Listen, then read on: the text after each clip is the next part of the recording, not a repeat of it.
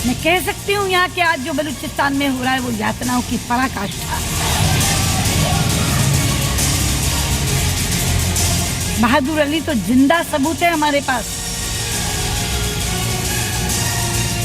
कश्मीर भारत का अभिन्न हिस्सा है। आतंकवादियों को पालना कुछ देशों का शौक बन गया है। सुषमा स्वराज दो धारी तलवार की तरह गुफ्तगू कर रही थी। पाकिस्तान ने भी माना यूनाइटेड नेशंस की बाजी जीत गया इंडिया। कश्मीर भारत का अभिन्न हिस्सा है। जम्मू कश्मीर भारत का अभिन्न हिस्सा है और अभिन्न हिस्सा रहेगा। इसलिए ये ख्वाब देखना छोड़ दें।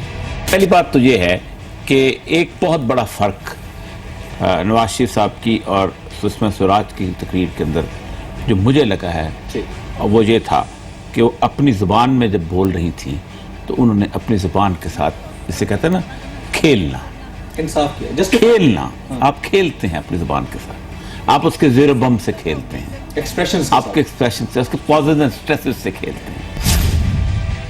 कूटनीति के स्मार्ट खेल में फेल हो गए पीएम नवाज शरीफ। जिनके अपने घर शीशे के हों उन्हें दूसरों पर पत्थर नहीं फेंकने चाहिए।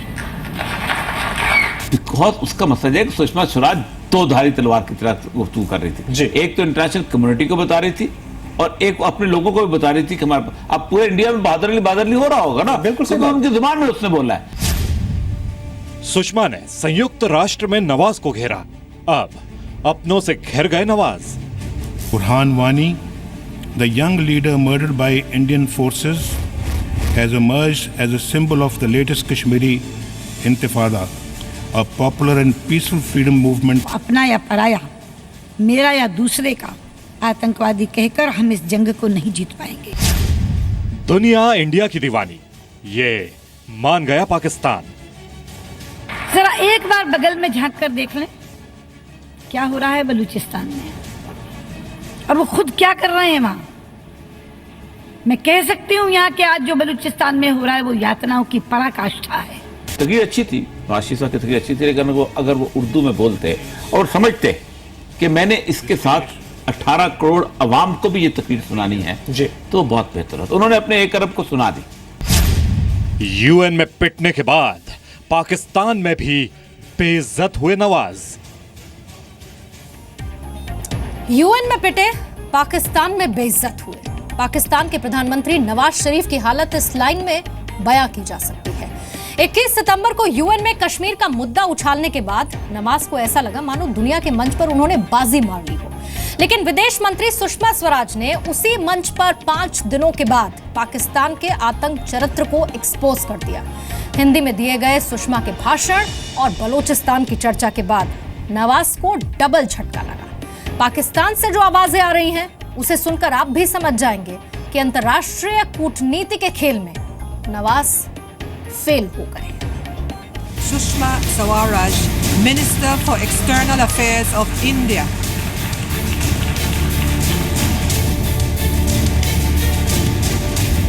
Over 100 Kashmiris have been killed, hundreds, including children and infants, blinded by shotgun pellets. जरा एक बार बगल में झांक कर देख लें क्या हो रहा है बलूचिस्तान में और वो खुद क्या कर रहे हैं वहां। Pakistan wants peace with India. We have gone the extra mile to achieve this. लेकिन हमें मिला क्या बदले में? पठानकोट, उरी, बहादुर अली। मैं पूछना चाहती हूँ, हम शर्तें लगा रहे हैं या आप दूसरी नीयत दिखा रहे हैं? बहादुर अली तो जिंदा सबूत है हमारे पास, जिंदा।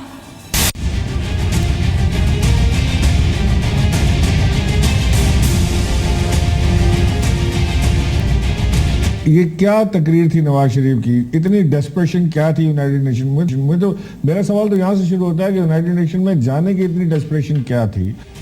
दुनिया के सबसे बड़े मंच पर पिटे हुए पाकिस्तान का ये कबूलनामा है।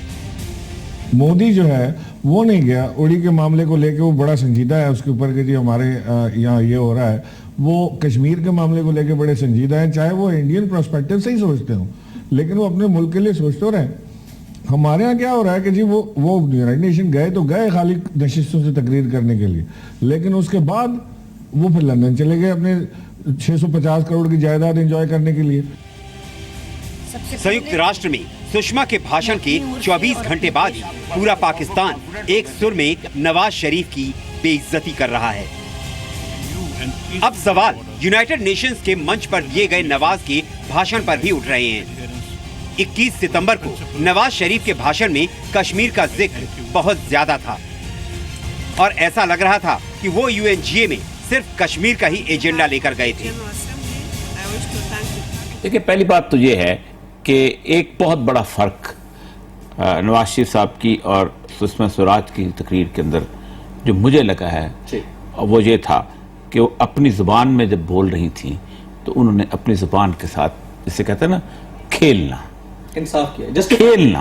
आप खेलते हैं अपनी जुबान के साथ, आप उसके ज़ेर बम से खेलते हैं, एक्सप्रेशंस, आपके एक्सप्रेशन से, उसके पॉजिटिव स्ट्रेसेस से खेलते हैं।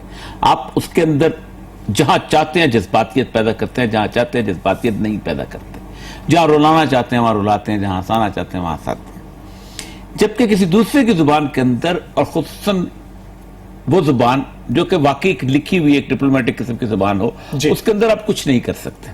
तकरीर अच्छी थी, नवाज शरीफ साहब की तकरीर अच्छी थी, लेकिन अगर वो उर्दू में बोलते और समझते कि मैंने इसके साथ 18 करोड़ अवाम को भी ये तकरीर सुनानी है तो बहुत बेहतर होता। उन्होंने अपने 1 अरब को सुना दी। अंग्रेजी में दिए गए भाषण का ज्यादातर हिस्सा पाकिस्तानी प्रधानमंत्री ने कश्मीर को समर्पित कर दिया था, लेकिन हिंदी में दिए गए सुषमा के भाषण के सामने ये फ्लॉप हो गया। लोग अब सवाल उठा रहे हैं कि जब पाकिस्तान में लोग उर्दू बोलते, लिखते और समझते हैं तो फिर भाषण अंग्रेजी में क्यों? सुषमा स्वराज ने अपने 1 अरब को सुना दी, हमें तर्जमा करके सुनानी पड़ी पूरी कौम को कि नवाज शरीफ ने बहुत अच्छा मुकदमा लड़ा जी। हमें अपने इस टीवी चैनल के ऊपर लोगों को बताना पड़ा कि उनका ये फिक्रा कितना अच्छा है और ये अंग्रेजी के किस एक्सप्रेशन में जाके कहां जाके लगता है, अंग्रेजों के दिल को लगता है, फला लगता है। मुझे आज तक समझ नहीं आई कि हम लोग पाकिस्तान के अंदर भी और पाकिस्तान के बाहर भी इस हद तक मरऊब क्यों हो जाते हैं। हमने पहले भी 1000 दफा कहा है कि पाकिस्तान के वजीर आजम की मीटिंग से लेके पाकिस्तान के असिस्टेंट कमिश्नर तक छोटे से छोटी मीटिंग तक है, वहां पर भी उर्दू में गुफ्तगू हो रही होती है या लोकल जुबान के अंदर गुफ्तगू हो रही होती है, लेकिन उसके बावजूद हमें सब्र नहीं आता, हमें चैन नहीं आता, हमें इत्मीनान नहीं मिलता। जब तक मुझे समझ इंटरनेशनल फोरम पे हम क्यों अपनी जुबान में नहीं, इंटरनेशनल फोरम पे तो करनी ही चाहिए। देखे ना, हिंदी और उर्दू में क्या फर्क है? कोई खास फर्क तो नहीं। मैं आप भी समझ रहे थे। सुषमा ने पाकिस्तान और आतंकवाद पर जो कुछ भी कहा वो शुद्ध हिंदी में था और ऐसा लगा कि वो रटा रटाया भाषण पढ़ने के बजाय उन्होंने बातचीत और संवाद के लहजे में भाषण दिया।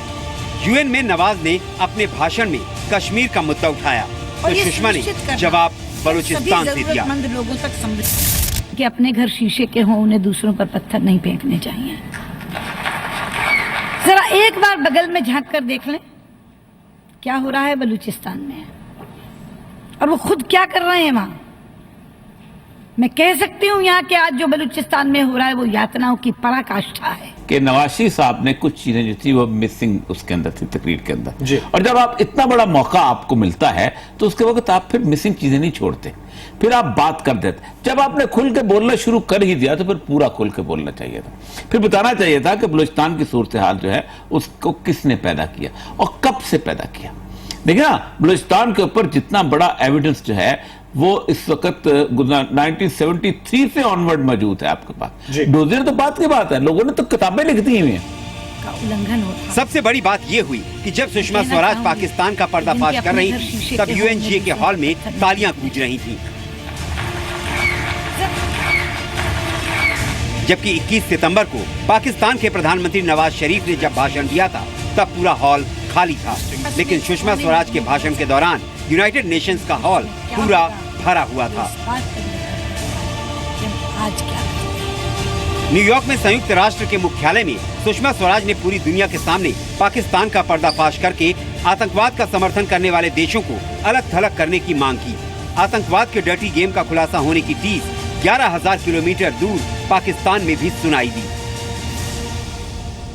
बहादुर अली का नाम लिया है ना जी, जी, सुषमा ने। बिल्कुल। बहादुर अली ने, उसने एक छोटी सी खबर थी कि एक बहादुर अली को उन्होंने कुछ बच्चों ने पहचाना और ये किया वो किया, जी। उसके अलावा कुछ नहीं था। बहुत उसका मसला है कि सुषमा स्वराज दो धारी तलवार की तरह गुफ्तगू कर रही जी। थी। एक तो इंटरनेशनल कम्युनिटी को बता रही थी और एक अपने लोगों को भी बता रही थी कि हमारे अब पूरे इंडिया में बहादुर अली हो रहा होगा ना, बिल्कुल सही क्योंकि उनकी जुबान में उसने बोला है। उन्होंने उड़ी और पठानकोट हमले को दुनिया में होने वाले जो बड़े बड़े टेररिस्ट अटैक हैं उनसे जोड़ा है। कश्मीर का तो वो नाम ही नहीं ले रही थी यहाँ पर। सुषमा स्वराज ने पाकिस्तान को यह भी बता दिया कि कश्मीर भारत का अभिन्न हिस्सा था, है और हमेशा रहेगा। इसलिए पाकिस्तान कश्मीर के ख्वाब देखना बंद कर दी। संयुक्त राष्ट्र महासभा की बैठक में हिंदी और हिंदुस्तान की ऊंची आवाज ने नवाज के लिए मुश्किलें खड़ी कर दी। यूएन में पिटने के बाद पीएम नवाज अब पाकिस्तान में भी बेइज्जत होते दिखाई दे रहे हैं। ब्यूरो रिपोर्ट, जी मीडिया।